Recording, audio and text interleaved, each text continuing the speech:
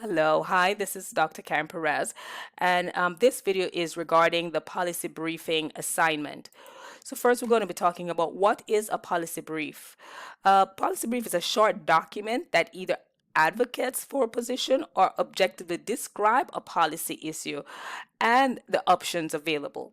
So you want to use facts and figures to present the issue to the reader who wants a basic understanding. Because remember, these are not necessarily healthcare professionals who will be reading this document. So you want to write it in such a manner that it is clear to for them to understand. So what is the outline for your paper? Make sure to look at your rubric. Very important. The outline is an executive summary. Then you have the policy brief, and under the policy brief, you're going to have subheadings, which is your introduction, your approaches, your results, your implication, recommendations, and then the conclusion section. Your paper should be written in APA format. It should be written using a Word document, and make sure that you use headings, subheadings for each area. For example, for the introduction, most scholarly paper, they say you don't have to write the word introduction, so I'll accept it. I'll accept that. But for approaches, for results, for implications, you want to have those subheadings in your paper. So an executive summary. An executive summary is a one-page summary of the entire document. It should be clear and concise. What it does, it represents the main points in a formal way.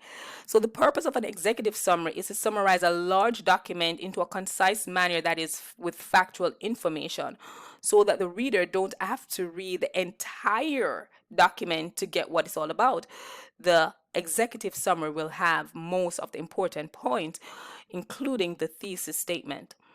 So while the executive summary is normally placed at the beginning of the document after the title page, it is written last, because the only way you're going to get a summary is unless you write the entire document first.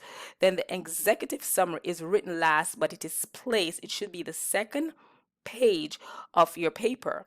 An executive summary is on its page by itself. No other heading or topic should be on that page but the executive summary by itself.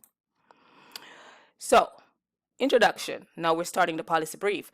So this introduces the topic to the reader, the issue to the reader. It should be factual. You should use statistical data. Also, too, your thesis statement should be included in your introduction. You could have it at the beginning of your introduction, or it could be at the end of your introduction, but make sure that your thesis statement is included and the reader, you're coming out the gate telling the reader what the problem is. Approaches. So what approach should be taken regarding this issue? Whatever issue you choose, this could be whatever policy issue you choose. What is the approach? You should include facts to support your argument in why this approach should be taken. Also, the results. What would occur if this approach is taken? What would be the results? Say, for example, we're talking about the Affordable Care Act, for example. If that should remove, what will occur?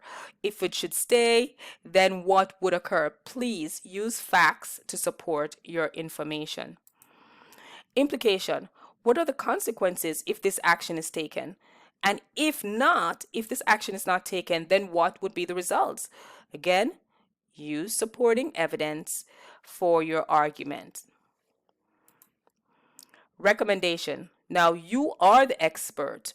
You are dealing with patient every day. So the individual who this policy briefing is going out to will take your word for it because this is your expert area. What is it that you recommend as the expert in this area?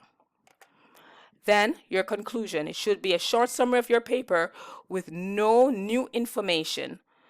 And remember that any information that is new that is added to the conclusion, points will be deducted because a conclusion summarizes your entire paper. So every information should be first put in the body of the paper, then be concluded. No new information should be added to your conclusion.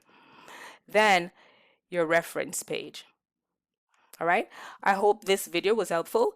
If you have any question regarding this assignment, please send me email, send me a text, or you could reach out to me on the learning platform. Thank you.